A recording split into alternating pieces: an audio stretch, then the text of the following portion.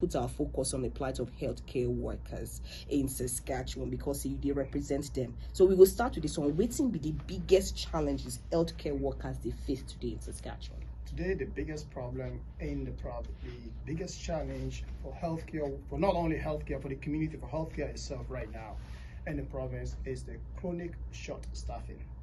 That is number one. The chronic short staffing it started way before COVID, but COVID just magnified it. And also with our increase in population, so our healthcare workers are in dire short, they are very short. And also the other biggest concern that is happening as a result of that is the burnout of healthcare workers, because there are very few of them. The workload has increased, the job itself, the work environment is extremely difficult. It is also, and that is leading to a burnout of healthcare workers. Okay, I go put matter for here now, because you talk about the increase in population. I don't understand why I know they translate as people they come. I know say health workers they come Regina, Saskatchewan, but you talk about chronic short staffing and the burnout for health workers. So how the population know they marry or know they fit into the healthcare sector? There's many factors, and so some of them has been looked into. For example, they have increased the number of seats in the institutions for that train healthcare workers. But the biggest problem we have in this province that is creating and continue to create a problem with the short staffing is the low wages of healthcare workers in this province. In the past, when the government of Saskatchewan used to pay healthcare workers, they used to look at the Western Canada average. They look at, for example, what is the pay of a CCA, continuing care assistance, or a nuclear medicine, or what an X-ray tech salary in Manitoba, Saskatchewan, Alberta, and British Columbia, and then they do the average. That's what that used to be. But over the years, it's been neglected for many years because they've been doing collective agreement, paying healthcare workers zeros a year, 1%. That really blocked the wages of healthcare workers in Saskatchewan over the years. For example, over the past 14 years, we know over the past 2 years, the cost of living in this province has gone up by about 29%, but the wages of healthcare workers have only gone up by 14%. That is the creating. So what happened is our institutions are training people. We train them. For example, the Sax Polytechs train a lot of healthcare workers. When we train them, after that, they get trained, they come back into the system, we hire them, and then we are able to train them once they get experience. And some of them are finished school with a mounting student loan debt. So the drive is there for them to move to places with higher wages. If you have other places, for example, you just right outside our brother, pay you $7 to $9 more an hour, there's a tendency for you to move there. The same thing now, because Manitoba used to be, the wages in Manitoba was not the greatest, but in the past 2-3 years, it has gone up significantly, trying to match the Western Canada average. So now we started to see people moving back to Manitoba. So right now, our healthcare workers, the competition, the province that are competing most with them is Alberta and Manitoba. That is driving the shortage in the system. People are also retiring because of the workload. Some people have worked many years and they are retiring. And when they are retiring, the jobs are not being filled. The other problem we have in this province is the precarious work environment. If you look at most of the jobs, you go online today to look at healthcare workers, most of these jobs, especially in the rural communities, are not posted full-time. They are posted part-time, 0.4, 0.5, 0.6. So if you're gonna move from Regina or from Toronto or from Calgary, you want to go to work in Sherbrooke, you're not gonna move there to work for a job that is not full-time. If you want to go to Big River, or you want to go to Gainsborough, or if you want to go to Kenora, Kamsack, you want to move there for a full-time job. But this is another problem that is creating creating the pressure. Okay, I'm going to bring another issue here, because with your own response, Saskatchewan government, we talk about Patients First healthcare plan, and we're seeing that the 2026 budget allocated $8.5 billion to healthcare. And then you mentioned something about rural care, and then the province points to the rural and remote recruitment incentive, which it claims has filled over 400 had to recruit positions across 50 communities. So are these two not tallying? Absolutely not. What we saw in those cases, yes, there's a lot of vacancies in the healthcare in the rural communities, but the number that the government is putting out to you is the number of vacancies that existed before. But people are leaving. People are retiring, people are leaving. There's no accountability for that. If we have recruit like this, I think the last I was at the budget, I had about 200 something. I don't know how many, I can't even remember the number now. That kind of healthcare workers that we have recruited, that should be able to stabilize. But that's not the case, because the vacancies are there, and the jobs, some of these jobs are not jobs that are posted for full time. I can tell you, for example, in the area of medical diagnostics, we have only to talk about the last year there was a budget that was allocated, I can't remember, about 40 or 60 million that was allocated to try to enhance those jobs.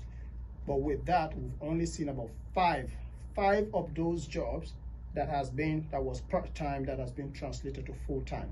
So it's not a new position. That it's just the job that we are in the precarious situation that was part-time is the one that has been upgraded to be full-time. And by their estimate, they had about, I don't know, 60 or 70 of those jobs, but it's only 5 to date that they have failed. So there is. What do you think is the issue? Why is that happening? Why is it slow? I think there's a lot of bureaucracy in the system. There's a lot of bureaucracy in the system, and I honestly believe there is a disconnect with the people above and the frontline workers, because a lot of these things we hear, like you talk about the patient first initiative that was introduced by the government, there was no consultation with any of us. I mean, we represent, the healthcare providers, CUPE, SGI. I don't want to speak for the SCI or SGU, but together we represent over 30,000 healthcare workers in this province. We are not consulted, and I don't know if I talked to them, they also told us none of them were consulted. So when there is lack of consultations, these initiatives, most of them are top down. So the people who are top, they don't know what is happening in the front line. So it is very difficult to have a proper planning with what is really going to work. So that's why we always try to talk to them. Have consultations with the people who are on the front line doing this job, so we can develop a program that is going to be successful for all of us. And in the past, this has been done in this province. When there was a consultations, when we talk about representative workforce, we did the representative workforce, the healthcare unions provided a short-term, medium-term, and long-term strategy to the government, and those were implemented. And now today we see a lot of those people, for example, in the Prince Albert area, they went to the communities, recruited those people from high school, and then those people are still working in those communities. We have also suggested to them, if you want to deal with the chronic staffing situation now, why not go to high school? Why not get students, do fee for service, pay some of their school fees for a return of service, so they can stay in the province. Someone has actually complained about that fee for service, that it not necessarily helping the healthcare system. Do you believe that? I don't. Because it's going to burn out healthcare workers at the same time. It is not, but the point is, let's say that's what you see. If it is a continuous process, if it is not a one-time process, it is not going to burn down people down. If you're going to do this consistently, every year you go where you see there is a pressure that people need to be recruited, you recruit people, you pay their fees. It's a fee for service for 3 years. If you stay in this province, we'll pay your school fees. You don't have to pay a dime of what we give to you.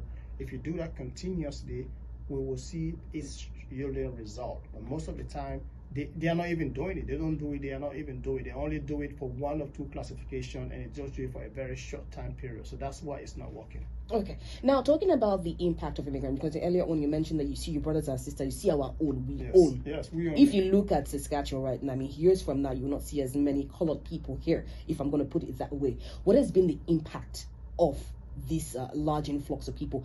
Are they filling the healthcare system, or do they still get stuck with leaving Saskatchewan at the end? I think if you go around this province, I am telling you, if you go around this province, rural communities, then you will see how immigration is helping to solve the recruitment problem in this province. For example, I went to Spiritu. There's a Spiritu, it's a facility, it's a clinic and a long-term care facility in Spiritu, beyond Shelbrook, PA area. Half of the population of the people who run that facility are immigrants. More than half. So it is helping. But what we have to do, there are things that we can do, which we are not also doing, to prepare the workplace for people who are coming in. There's a lot that we can do And that is what we should be able to do to help these people, give them the tools they need to be successful at the workplace. Some people say that they find it hard to enter the healthcare system. You see people who have been doctors in Nigeria, for example. I've met some Nigerians. They say I've worked there, but coming here, they see that it takes too long for you to enter the system. Is that true? Absolutely. Why? It's true. Well, it's the bureaucracy, the system. Like they have their CUPE program in this province they do for doctors. A lot of our brothers and sisters come here, and it is extremely difficult for them to go through at the practicum stage, for them to be successful at that program, and there are also our people here who are Canadians, so people from Saskatchewan who we are not able to get into the medical school in this program, who left to go to a study abroad, and they came back and they find it extremely difficult to get into the system. It's the bureaucracy that's what I'm saying. Are we providing some kind of a bridge program? Are we providing a bridge course for people to come to do that? We don't have that many of them. You have a lot of colleges in this province that train healthcare workers. Are we trying to, is there an effort to do bridge program to help people to be successful, to get transition? I mean, we have a long way to go in that direction. I'm going to quote your word. You said the budget was a missed opportunity, and then just recently, April 1st, talked about it been 4 or 5 years since you've gone to the bargaining table, since there's been increase in wages. What are you bargaining for now? Pretty much our proposal that we put forward is to look at what can we do if there's another healthcare emergency in this province, that we're not going to go back to what we did. Our proposal is based on the lessons that we learned from COVID.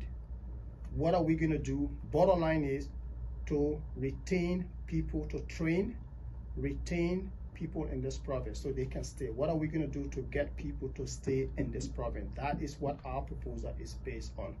We are looking at the total compensation for healthcare workers, the working environment, the short staffing. That's what we are trying. Our proposal is all geared towards to correct those things. Unlike what the employer is trying to do, they are not committed. This government is not committed with recruitment and retention.